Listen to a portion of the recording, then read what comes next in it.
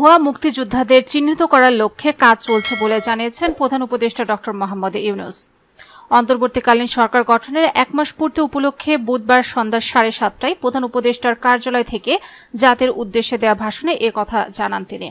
ড. ইউনূস বলেন, বিশেষ করে মুক্তিযুদ্ধের সময় যাদের বয়স 12.5 বছরেরও কম ছিল তাদের মুক্তিযোদ্ধা তালিকা থেকে বাতিলের জন্য সুপ্রিম কোর্টে লিভ টু আপিলের পদক্ষেপ নেওয়া হয়েছে।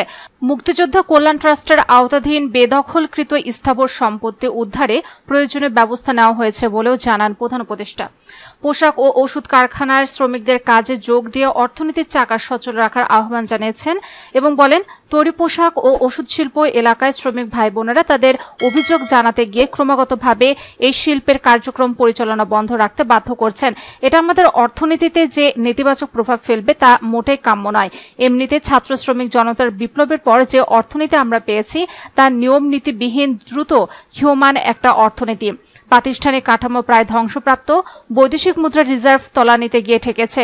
আমরা এই অর্থনীতিতে প্রাণ সঞ্চারের চেষ্টা করছি, আমাদের উদ্যোগে সাড়াও পাচ্ছি। প্রধান উপদেষ্টা আরও বলেন, শ্রমিক ভাই বোনদের অনেক দুঃখ রয়েছে, কিন্তু সেই দুঃখ প্রকাশ করতে গিয়ে আপনাদের মূল জীবিকার বন্ধ হওয়ার উপক্রম হলে সেটা ঠিক হবে না।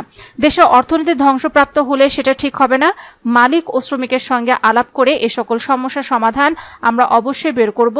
আপনারা কারখানা খোলা রাখুন, অর্থনীতির চাকা সচল রাখুন, দেশের অর্থনীতিকে সোজা হয়ে দাঁড়াতে দিন।